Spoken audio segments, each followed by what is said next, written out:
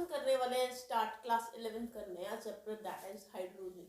Hydrogen आपको पता ही होगा, हमारी पीरियोडिक टेबल का सबसे पहला एलिमेंट है हाइड्रोजन। तो मैं आपको बता दूं, हाइड्रोजन जो है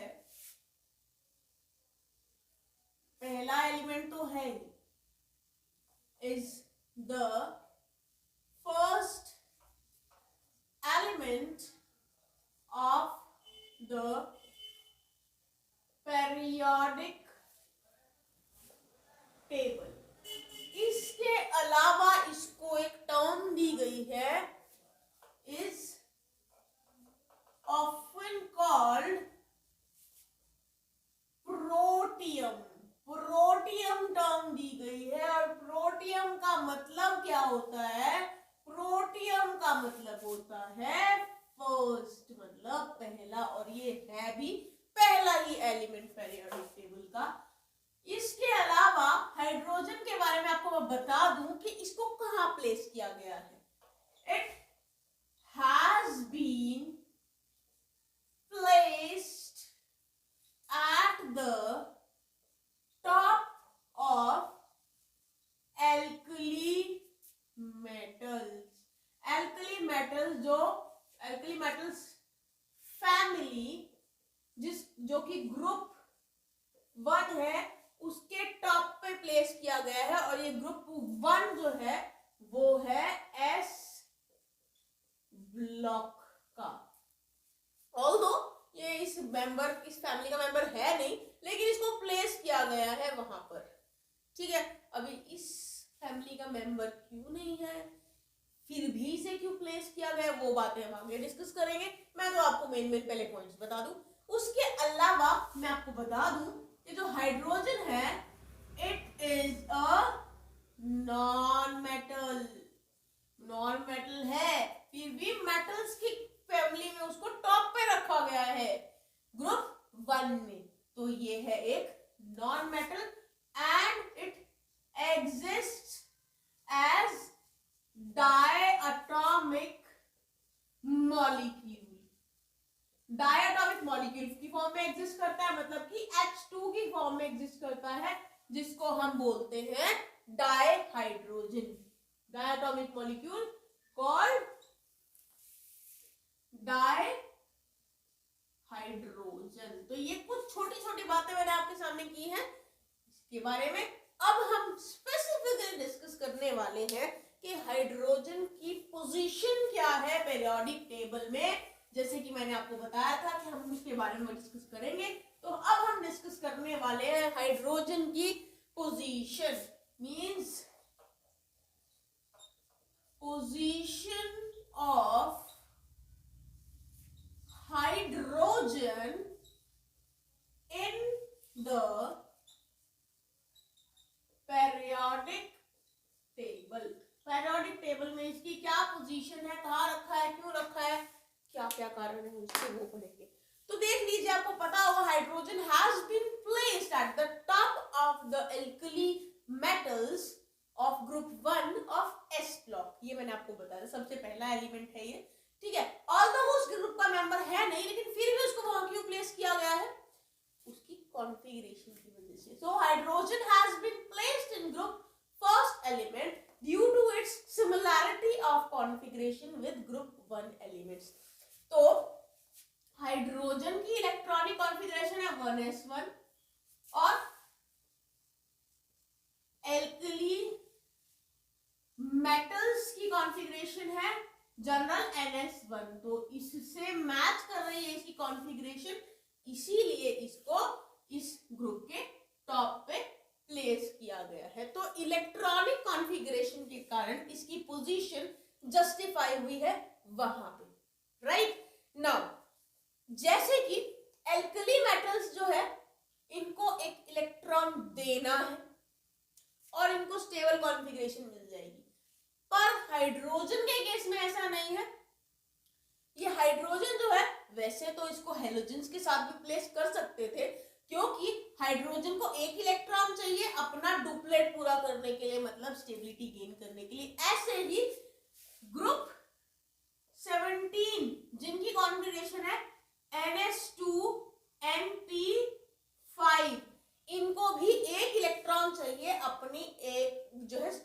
कॉन्फ़िगरेशन मतलब कि nearest noble gas configuration attain करने के लिए। तो दोनों की सिमिलैरिटी है कि दोनों की जो रिक्वायरमेंट है एक जैसी, एक इलेक्ट्रॉन मिला और स्टेबल कॉन्फ़िगरेशन गेन हुई, लेकिन हाइड्रोजन को इनके साथ प्लेस नहीं किया गया क्योंकि इसकी कॉन्फ़िगरेशन, इलेक्ट्रॉनिक कॉन्फ़िगरेशन इनसे मैच नहीं करती, क्योंकि इसकी आउटर मोस्ट कॉन्फ़िगरेशन मैच करती है उससे। तो मैंने आपको दोनों ही बातें बता दी है, क्यों उनके साथ प्लेस किया गया, क्यों इनके साथ प्लेस नहीं किया गया, किस चीज में वो सिमिलर है, किस चीज में ये सिमिलर है, दोनों चीजें। तो ये तो मैंने आपको बारीक बेसिक चीज बताई है। अब हम डीपली इस बात को डिस्कस करेंगे कि ऐसे कौन कौन से पॉइंट्स हैं जिससे हाइड्रोजन एल्कली मेटल्स को रिजेंबल करता है या नहीं करता है। ऐसे कौन कौन से ऐसे पॉइंट्स जिसमें हाइड्रोजन ग्रुप 17 मींस हैलोजेंस को रिजेंबल करता है और किन पॉइंट्स में नहीं करता है, डिटेल में भी पढ़ने वाले। तो यहां मैंने आपको बता दिया कि इसकी पोजीशन क्या है पीरियोडिक टेबल में और क्यों। अब हम नेक्स्ट जो हम डिस्कस करने वाले हैं वो हम करेंगे resemblance with alkali metals। alkali metals के साथ इसकी क्या resemblance है वो हम पढ़ेंगे, वन बाय वन। तो सबसे पहले मैं जो resemblance बताऊंगी, पॉइंट बताऊंगी, इलेक्ट्रॉनिक कॉन्फ़िगरेशन। तो ये तो मैंने जस्ट अभी पहले ही बताया है इलेक्ट्रॉनिक कॉन्फ़िगरेशन के बारे में। जो हाइड्रोजन है, hydrogen has one electron in its valence shell and alkali metals also have one electron in their valence shell। Clear हो गया? कॉन्फ़िगरेशन देख लीजिए, हाइड्रोजन की कॉन्फ़िगरेशन है 1s2, लिथियम जो एल्कली मेटल है उसकी कॉन्फ़िगरेशन है 1s2, सॉरी इसकी है 1s1, इसकी है 1s2 2s1। सोडियम जो है एल्कली मेटल, इसकी कॉन्फ़िगरेशन है 1s2 2s2 2p6 3s1। तो इन सभी के केस के अंदर जो आउटर मोस्ट कॉन्फ़िगरेशन वो जो है वो है NS1। तो ये हो गई इसकी रिजेंबलेंस एल्कली मेटल से इलेक्ट्रॉनिक कॉन्फ़िगरेशन के अकॉर्डिंगली। दूसरी रिजेंबलेंस अगर मैं बनाऊं तो वो है electropositive character. Electropositive character की बात करते हैं। तो इलेक्ट्रोपॉजिटिव कैरेक्टर क्या है? It is the tendency to lose electron, या फिर टेंडेंसी जो है शेयर्ड पेयर ऑफ इलेक्ट्रॉन से थोड़ा दूर रहने की। एक तरह से इलेक्ट्रोनेगेटिव और इलेक्ट्रोपॉजिटिव एलिमेंट जब साथ में होते हैं तो शेयर्ड पेयर ऑफ इलेक्ट्रॉन को इलेक्ट्रोनेगेटिव एलिमेंट अपनी तरफ अट्रैक्ट करता है और इलेक्ट्रोपॉजिटिव से वो थोड़ा दूर हो जाता है। ये आता है कंसेप्ट। मेन चीज है इलेक्ट्रॉन लूज करने की टेंडेंसी को इलेक्ट्रोपॉजिटिव कैरेक्टर बोलते हैं। तो both hydrogen and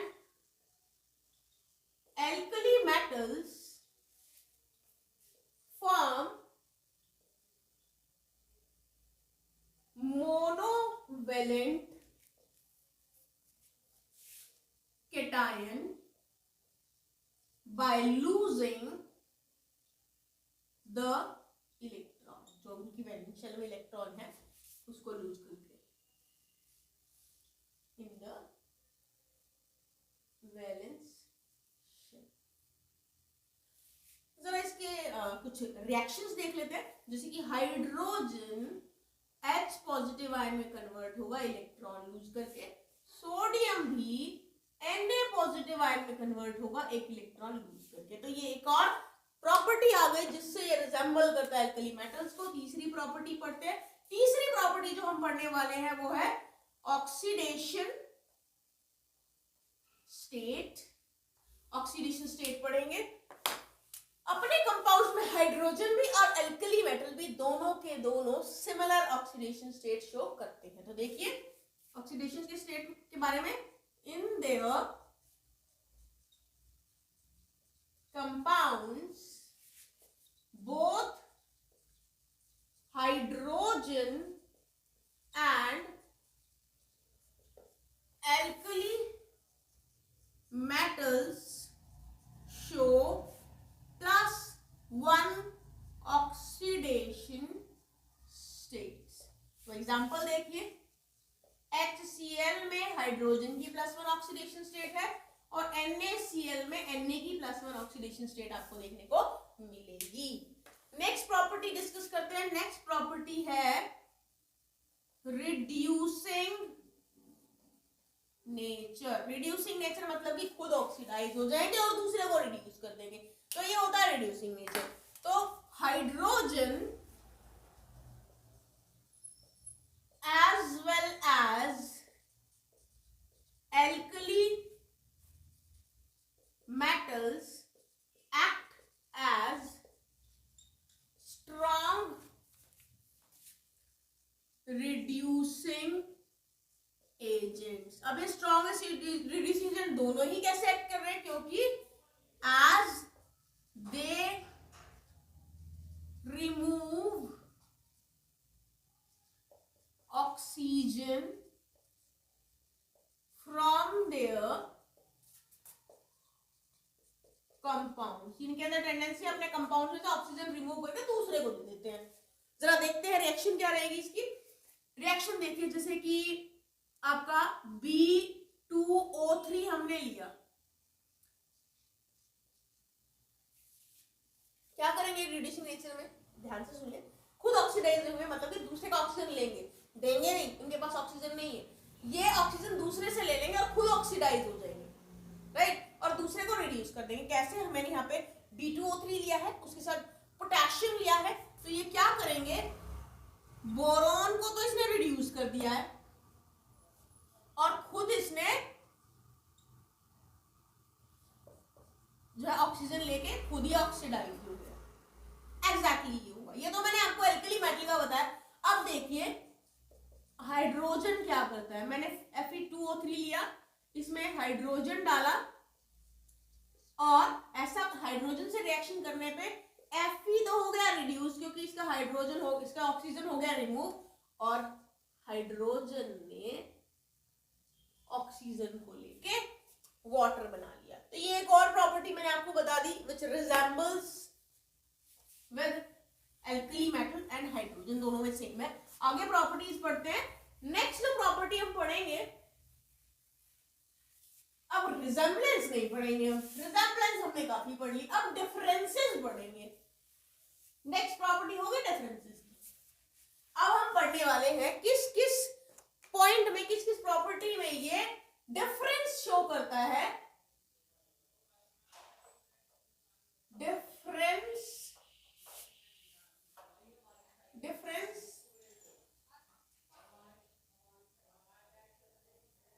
with alkali metals. अब ये एल्कली मेटल से अलग कैसे है वो हम पढ़ेंगे। सबसे पहले देखिए, alkali metals are obviously metals है, and hydrogen is non metal. Hydrogen एक नॉन मेटल है। सबसे बड़ी बात, सबसे बड़े इनके बीच के डिफरेंस है ये। दूसरा पॉइंट, हाइड्रोजन इज या फिर hydrogen exist as a diatomic molecule, मतलब कि ये एग्जिस्ट करता है H2 की फॉर्म में, whereas alkali metals are monoatomic। आपको पता होगी, जैसे कि ये Na, KCS ये मोनोएटॉमिक फॉर्म में एग्जिस्ट करते हैं, हाइड्रोजन H2 की फॉर्म में एग्जिस्ट करता है, ये उसकी मॉलिक्यूलर फॉर्म है, ये इसकी मॉलिक्यूलर फॉर्म है, ठीक है। थर्ड पॉइंट ऑफ डिफरेंस पढ़ते हैं, आयोनाइजेशन एंथैल्पी है ये, आयोनाइजेशन एंथैल्पी जो हाइड्रोजन की है कितनी है 1312 किलो जूल पर मोल है, जो कि बहुत हाई है। अगर हम इसको कंपेयर करें किससे, एल्कली मेटल से अगर हम करें कंपेयर, तो हाइड्रोजन की आयोनाइजेशन एंथैल्पी तो काफी हाई है, और एल्कली मेटल्स की अगर मैं आयोनाइजेशन एंथैल्पी की बात करूं तो सोडियम की आयोनाइजेशन एंथैल्पी है 496 किलो जूल पर मोल। तो आप देख सकते हो काफी कम है इससे, तो राइट, हवा से भी कम है, हाफ से भी कम है, तो आप देख सकते हो आयोनाइजेशन एंथैल्पी काफी हाई है हाइड्रोजन की। तो ये एक और पॉइंट ऑफ डिफरेंस आ जाता है इन दोनों के बीच में। नेक्स्ट देखिए, जो कंपाउंड्स हैं, compounds of hydrogen are mainly covalent, compounds है मेनली कोवेलेंट होते हैं हाइड्रोजन के, जैसे कि आपका HCl हो गया, H2 हो गया, सारे कोवेलेंट कंपाउंड्स हैं। लेकिन compounds of alkali metals are ionic, जैसे कि NaCl हो गया, KCl हो गया, ये सारे के सारे आयनिक है, ये आपके जो है कोवेलेंट होते हैं हाइड्रोजन कंपाउंड्स। तो ये हो गए डिफरेंसेस विद एल्कली मेटल्स। अब ये करने के बाद हमें करना है रिजेम्बलेंस विद हाइड्रोजन। सब रिजेम्बलेंस तो हाइड्रोजन से भी दिखाएंगे ना हम हाइड्रोजन की। तो जरा सबसे पहला पॉइंट उठाते हैं हम। सबसे पहला पॉइंट है इलेक्ट्रॉनिक कॉन्फ़िगरेशन का। तो जरा देखिए इलेक्ट्रॉनिक कॉन्फ़िगरेशन में क्या है। अगर इलेक्ट्रॉनिक कॉन्फ़िगरेशन की बात की जाए तो both hydrogen and halogens require one electron to attain nearest noble gas configuration। अब दोनों को सिर्फ एक इलेक्ट्रॉन चाहिए और दोनों के दोनों हेलोजन भी और हाइड्रोजन भी दोनों नियरेस्ट नोबल गैस की कॉन्फ़िगरेशन अटेन कर लेंगे। जैसे कि हाइड्रोजन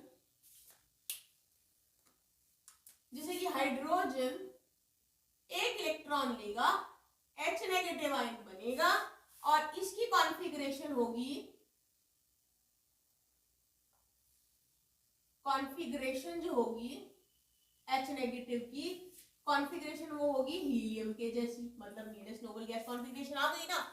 ऐसे ही फ्लोरीन एक इलेक्ट्रॉन लेगा, F नेगेटिव आयन में कन्वर्ट होगा और इसकी कॉन्फ़िगरेशन जो होगी वो होगी नियॉन वाली। तो आपको कॉन्फ़िगरेशन के हिसाब से बता दिया है। पहला पॉइंट ऑफ रिजेम्बलेंस, दोनों को एक ही इलेक्ट्रॉन चाहिए अपने nearest noble gas configuration attain करने के लिए। दूसरी बात हम करेंगे आयनाइजेशन एंथैल्पी की। आयनाइजेशन एंथैल्पी आपको पता ही है क्या होता है। Ionisation enthalpy, I short form में लिख रही हूं मैं, of hydrogen and halogens are comparable. दोनों कंपेरेबल है, दोनों लगभग एक जैसी सी ही है। जैसे कि हाइड्रोजन की आयनाइजेशन एंथैल्पी है 1312 किलो जूल पर मोल, वैसे ही फ्लोरीन की आयनाइजेशन एंथैल्पी है 1680 किलो जूल पर मोल। क्लोरीन की आयोनाइजेशन एंथैल्पी है 1255 किलो जूल पर मोल।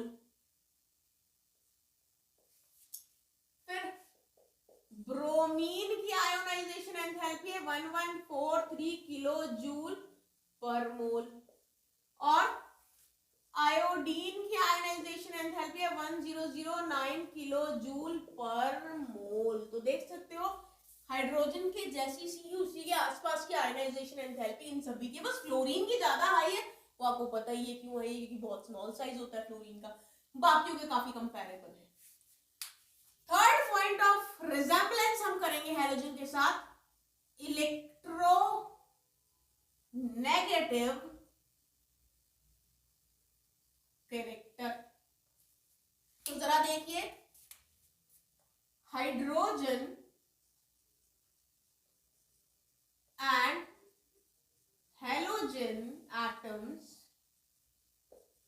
can form, दोनों ही मोनोवेलेंट एनायंस बना सकते हैं, दोनों ही मोनोवेलेंट एनायंस बना सकते हैं। कैसे? बाय एक्सेप्टिंग वन इलेक्ट्रॉन, एक इलेक्ट्रॉन लेंगे और मोनोवेलेंट एनायंस बना लेंगे, इसीलिए ही दोनों जो है इलेक्ट्रोनेगेटिव नेचर के हैं। अब देखिए कैसे बनाते हैं। हाइड्रोजन इलेक्ट्रॉन लेगा, H नेगेटिव बनाएगा, क्लोरीन इलेक्ट्रॉन लेगा, Cl नेगेटिव बनाएगा। तो इस तरह से ये बना सकते हैं एनायन, एक इलेक्ट्रॉन एक्सेप्ट करके। नेक्स्ट प्रॉपर्टी देखिए, next property of resemblance with halogen क्या है? Tendency to get liberated at anode. इन दोनों में ही टेंडेंसी है एनोड पे लिबरेट होने की। अब इसका मतलब क्या है? इसका मतलब है when salts of hydrogen as well as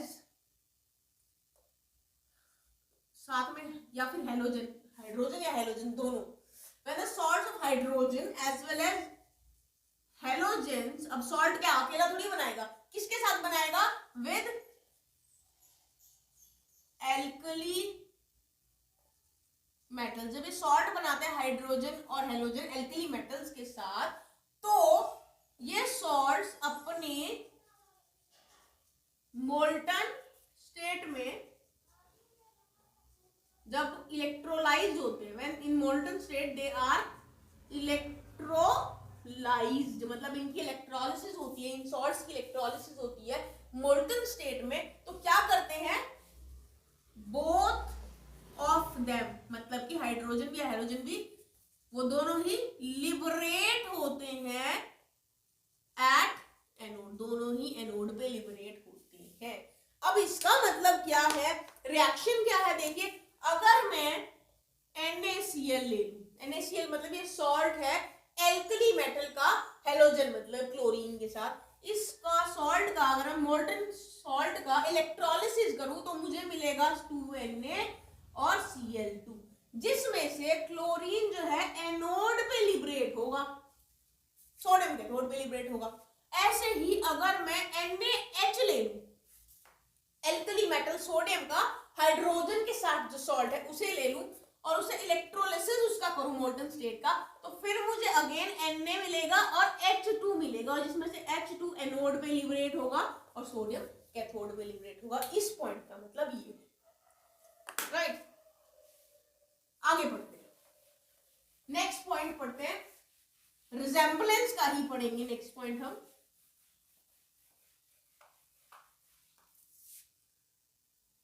Next point of resemblance is number 5, that is diatomic nature. Diatomic nature की बात करें तो in molecular form hydrogen as well as halogens are diatomic, दोनों ही डायटॉमिक फॉर्म में present होते हैं जैसे कि हाइड्रोजन H2 की फॉर्म में, क्लोरीन Cl2 की फॉर्म में, फ्लोरीन F2 की फॉर्म में, आयोडीन I2 की फॉर्म में, ब्रोमीन Br2 की फॉर्म में। तो देखिए प्रेजेंट होते हैं ना, ठीक है। तो ये हो गया एटॉमिक फॉर्म। नेक्स्ट हम पॉइंट ऑफ रिजेम्बलेंस पढ़ेंगे, point number 6, that is oxidation state. Oxidation state की बात की जाए तो हेलोजेंस है, हेलोजेंस शो करते हैं -1 ऑक्सीडेशन स्टेट, राइट। और hydrogen also exhibit -1 oxidation state in compounds with metals, right। Halogen जैसे कि मान के चलिए कंपाउंड बना रहा है NaCl, तो Cl का -1 ऑक्सीडेशन स्टेट होता है। ऐसे ही NaH बनेगा तो हाइड्रोजन का -1 ऑक्सीडेशन स्टेट होता है। तो आप देख सकते हो इसके अंदर ये भी पॉइंट ऑफ रिजेम्बलेंस है। फिर उसके बाद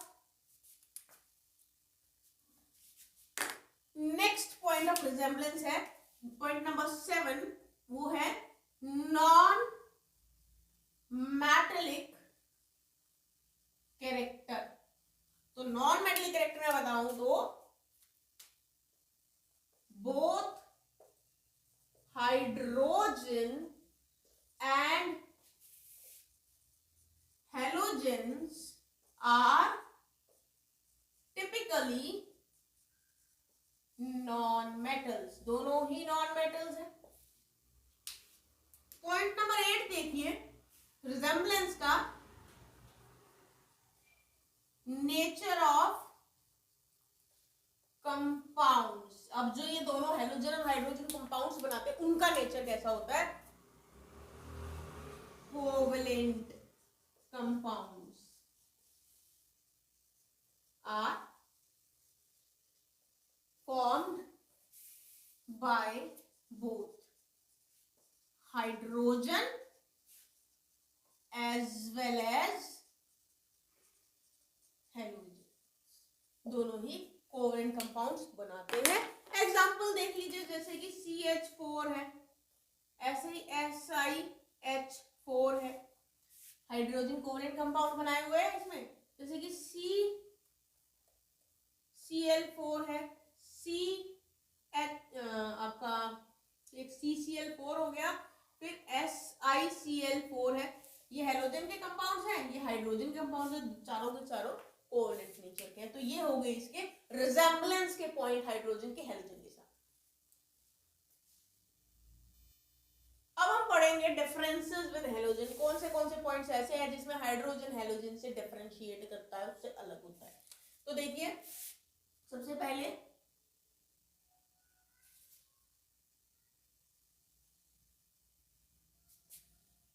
हेलोजेंस है, halogens readily forms halide ion. कौन सा, X नेगेटिव, फटाफट से हैलाइड आयन बना लेता है हेलोजन, उसमें ये क्वालिटी होती है। लेकिन जो हाइड्रोजन होता है, हाइड्रोजन जो है form hydride ion H negative बनाता है वो भी, लेकिन सिर्फ हाइड्रोजन अगर ग्रुप 1 और 2 के साथ रिएक्ट करेगा तभी ये आयन बनाएगा, अदरवाइज वो नहीं बनाता। तो इसका ये एक लिमिटेशन है जो कि ये हेलोजन से प्रॉपर्ली पूरी तरह से एग्री नहीं करता है। दूसरा पॉइंट देखिए, इन मॉलिक्यूलर फॉर्म हाइड्रोजन H2 जो है do not have lone pairs of electrons. ठीक है, हाइड्रोजन के पास लोन पेयर ऑफ इलेक्ट्रॉन्स नहीं होते मॉलिक्यूलर फॉर्म में, but halogens have 3 lone pair of electrons. Hydrogen के पास 3 लोन पेयर ऑफ इलेक्ट्रॉन होते हैं। तो जरा देखिए, आपको बता देती हूँ मैं, जब हाइड्रोजन बनेगा तो हाइड्रोजन के बीच में ये अपना एक एक इलेक्ट्रॉन शेयर कर लेंगे। जब क्लोरीन बनाएंगे बॉन्ड, तो इनके पास 1 2 3, इसके पास 1 2 3, इसके पास लोन पेयर ऑफ इलेक्ट्रॉन्स होंगे। हाइड्रोजन के पास मॉलिक्यूलर फॉर्म में कोई लोन पेयर ऑफ इलेक्ट्रॉन नहीं है। थर्ड पॉइंट ऑफ डिफरेंस देखिए क्या है, the oxides of halogen are acidic। Oxide जो होते हैं हेलोजन के वो एसिडिक होते हैं। जैसे कि एग्जांपल देखिए, Cl2O7 एसिडिक है, पर oxides of hydrogen are neutral. हाइड्रोजन के ऑक्साइड न्यूट्रल होते हैं। पानी देखिए, हाइड्रोजन का ऑक्साइड है और वो न्यूट्रल है। This was brief information about the hydrogen, its resemblance as well as differences with the alkali metals and halogen।